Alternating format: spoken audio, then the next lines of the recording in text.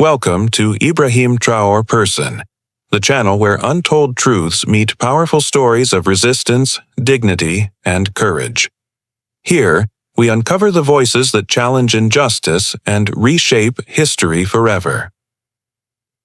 The world held its breath when whispers emerged of a groundbreaking oil deal between Burkina Faso and India, valued at an astonishing $75 billion. At the center stood Ibrahim Traoré, a young revolutionary leader already known for defying neocolonial pressure. To many, this agreement was more than economics. It was a declaration of sovereignty, a bold strike against centuries of exploitation. Yet, for others, it was seen as a dangerous shift in power, unsettling those who profited from Africa's weakness. This moment was not just business, it was history in motion, reshaping how the world viewed Africa's place in global affairs. Ibrahim Traoré was not a man born into comfort. Shaped by the weight of colonial scars on Burkina Faso, he rose from the ranks of the military to become the symbol of resistance for his people. In dusty streets of Ouagadougou, his name carried more than authority. It carried hope.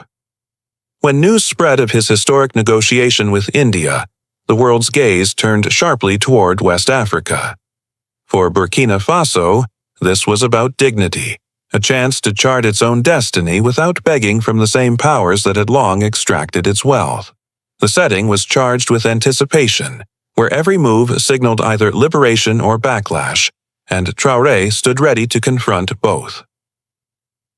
As the deal between Burkina Faso and India unfolded, whispers quickly turned into thunder across the global stage. The $75 billion crude oil agreement was not just an economic milestone. It was a declaration that Africa could negotiate on its own terms. Western commentators reacted with disbelief, their headlines dripping with coded language, calling it risky, reckless, or unsustainable. Yet beneath the criticism was fear. Fear that a small nation had dared to break the chains of dependency and align itself with a partner outside the usual Western sphere. In Ouagadougou, celebrations erupted as people danced in the streets, waving flags, chanting Traoré's name, and calling him the voice of sovereignty. But in the corridors of global power, the mood was far darker. Diplomats issued veiled threats, warning of economic sanctions, while oil giants whispered about destabilizing the agreement before it could take root. Meanwhile, international media painted Traoré as an opportunist, framing him as someone exploiting nationalism to gain power. The tension built steadily, each report and diplomatic maneuver stacking pressure upon his shoulders. For Burkina Faso's citizens, however, the narrative was clear. Their leader had given them a seat at the world's table. What unfolded was not merely a trade agreement, but a contest of dignity versus dominance, where every word, every headline, and every rumor threatened to tilt the balance.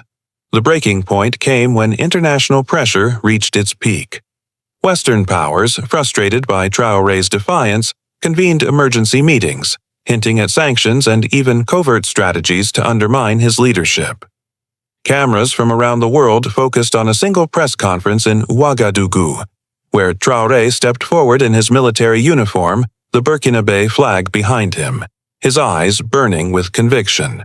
With steady words, he declared that Burkina Faso would no longer be a pawn in global games of exploitation, that African resources would serve African futures, and that no threat could erase the dignity of his people.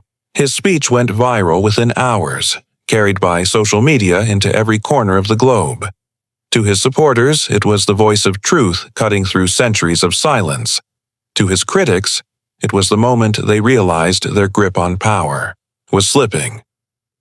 In the aftermath of his declaration, the ripple effects were undeniable. Across Africa and beyond, people took to the streets, waving flags and chanting Traoré's name as a symbol of resistance and hope. Hashtags like Nya Africa Rises and Yidsak Traoré 75 billion deal dominated social media, while even skeptics were forced to admit that a new chapter had begun.